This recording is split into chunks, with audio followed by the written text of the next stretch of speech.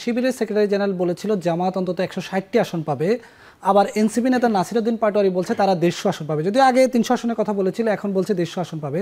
তো আমি যদি 150 এবং 160 যোগ করি তাহলে 310 আসন হয়ে যায়, বা আমাদের সংসদে তো আসন আছে 300টি। বিএনপি কি এই আসন যোগ বিয়োগের খেলা কি পিছিয়ে পড়লো তাহলে? না, দেখুন, পলিটিক্সে রেটরিক থাকবে এবং নির্বাচন যত এগিয়ে আসবে যেই যেই দল যার যার পক্ষে তার মতো করে কথা বলবে। আমরা অনেকগুলো জরিপের মধ্যে প্রকাশিত হতে দেখেছি।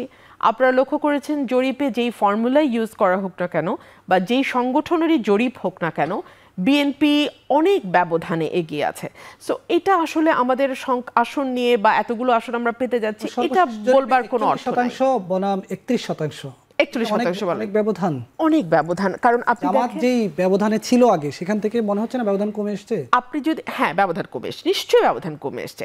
এবং আপনি যদি পিআর পদ্ধতি ধরেন তাহলে এই ব্যবধান খুব বেশি ব্যবধান না, কিন্তু ফার্স্ট পাস দ্য পোস্টে যদি যান তাহলে আপনারা নিশ্চয়ই দেখেছেন 2008-এর নির্বাচনে যে পার্সেন্টেজে ডিফারেন্স খুব বেশি না, কিন্তু আসন সংখ্যায় দেখা গেছে অনেক বেশি ডিফারেন্স হয়ে যায়। সো 41% কিন্তু হিউজ।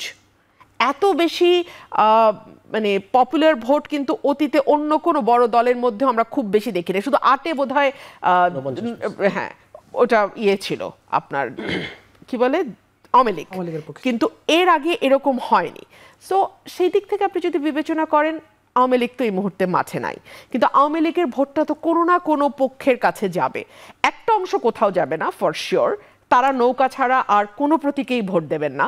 সেই অংশটাকে আমি বাদ দিয়ে বাকি যে অংশটা, তারা তো হয়তো জামাতে কেউ ভোট দেবে, কেউ এনসিপিকে দেবেন হয়তো বা, কিংবা কেউ হয়তো ধানের শীষে ভোট দেবেন। সো প্রত্যেকেরই কিন্তু তার রেশিও অনুযায়ী বেড়েছে। এখন জামাতের যেই উল্লম্ফনটা আমরা লক্ষ্য করছি সেটা অনেকগুলো কারণে হতে পারে, সেই ব্যাখ্যা আমার মনে হয় শিশির মনির দিলেই ভালো হয়। তবে আপনি একটা জরিপের কথা বলেছেন, সকল জরিপেই কিন্তু এরকম উল্লম্ফন আমরা দেখি নাই।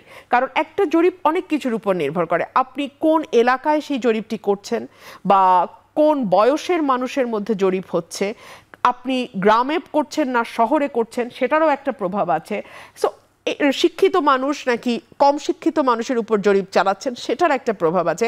প্রান্তিক মানুষের কাছে জরিপ করছেন নাকি সমাজের কোন সেকশন মানুষের উপর আপনি জরিপ করছেন সেটার একটা প্রভাব আছে। একটা জরিপের আসলে অনেকগুলো ব্যাপার থাকে এবং অনেক সময় দেখা যায় যে জরিপে যাই আসুক না কেন, আসল খেলা যেটাকে নির্বাচন বলি আমরা, সেখানে গিয়ে অনেক কিছুই ওলট পালট হয়ে যায়। এখানেও তো আমরা দেখছি যে জামাতের পক্ষ থেকে এরই মধ্যে নির্বাচনের বিভিন্ন প্রতিশ্রুতি দেওয়া হয়ে গেছে। সংসদ সদস্যরা ট্যাক্স ফ্রি গাড়ি নেবেন না, আসন ভিত্তিক প্রার্থিতা ঘোষণা হয়ে গেছে, জামাতের প্রার্থীরা যাচ্ছেন এলাকায়, প্রচারণা চালাচ্ছেন, গণসংযোগ করছেন। বিএনপির এখনো প্রার্থী ঘোষণা হলো না, পিছিয়ে পড়লো না? আমার তো মনে হয় যে বিএনপি পিছিয়ে পড়েনি। কেন পড়েনি? বিকজ প্রতিটা আসনেই কিন্তু মিনিমাম 3 থেকে 5 জন আছে কম্পিটেন্ট, যারা সংসদ সদস্য হিসেবে এলাকায় লড়াই করতে পারে। সো প্রত্যেকেই কিন্তু তার জায়গা থেকে মাঠে কাজ করছে। সেইখানে আমরা যেটা লক্ষ্য করি যে এতে কিন্তু নেগেটিভ কিছু হয় না, বরং পজিটিভই হয়। প্রত্যেকে যার যার তরফ থেকে বলছে ধানের শীষের মার্কা যে পাবে তার পক্ষে আপনারা ভোট দেবেন, এবং ধানের শীষের মার্কা যে পাবে তার বাইরে যদি কেউ দলের ভেতর থেকে গিয়ে কাজ করতে চায় বা অন্যরকম কোনো দলের নির্দেশের বাইরে গিয়ে কাজ করে, দল কিন্তু তার ব্যাপারে খুব শক্ত ডিসিশন নেবে। এটা অলরেডি দল এই মেসেজটা সকল স্তরে দিয়ে দেওয়া হয়েছে। ছেড়ে দিতে বলা হয়, আপনি কি ছেড়ে দিবেন? এটা তো একেবারে ব্যক্তিগত প্রশ্ন, এটা তো আপনি করতে পারেন না, এটা ভবিষ্যতে বলবে। এই প্রশ্নটি আমি শিশির মনিরকেও বলবো, যেহেতু জামাতের পক্ষ থেকে বলা হয়েছে যে 100 আসন ছেড়ে দেওয়া হবে নির্বাচনে, জামাতের সেক্রেটারি জেনারেল বলেছেন। জনাব শিশির মনির, আপনার কাছে আমার প্রশ্ন হচ্ছে যে কাদেরকে আসলে ছেড়ে দেওয়া হবে? যদি এই 100 আসনের ভিতরে আপনার আসনটি পড়ে যায় তাহলে আপনার প্রতিক্রিয়া কি হবে?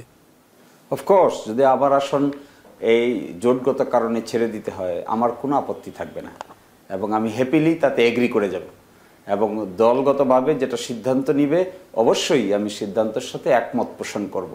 ইলেকশন করার জন্য তো আমি মরিয়া নই। দলীয়ভাবে কেন্দ্রীয়ভাবে যে সিদ্ধান্ত হবে এই সিদ্ধান্ত মেনে নিব, কারণ আমরা অত্যন্ত ডিসিপ্লিনড পলিটিক্যাল পার্টি। আমরা মনে করি দলীয় শৃঙ্খলাবোধ হলো আমাদের আদর্শের অংশ।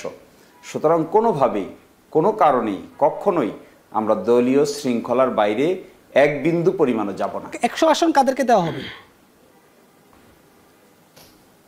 100 আসন কাদেরকে ছেড়ে দিবেন আপনারা? দেখুন, এটা তো স্পষ্ট করা হয়নি। আমাদের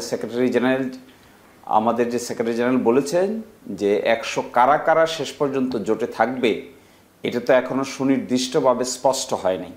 যখন স্পষ্ট হবে তখন কোথায় কে কেমন ক্যান্ডিডেট আছেন, কোন ক্যান্ডিডেটের বিজয়ের বেশি সম্ভাবনা থাকবে, এই সম্ভাবনা দেখেই এই আসন কাকে কোথায় ছাড়া হবে এটি নির্ধারণ করা হবে। নিশ্চয়ই জরিপ আছে, জামায়াতের পক্ষ থেকেও বিভিন্ন আসনে ইন্টারনাল জরিপ আছে, এক্সটার্নাল জরিপ আছে। আমি এই আবারও জরিপগুলোকে সামনে একটু রেখে বিরতি নিতে চাচ্ছি।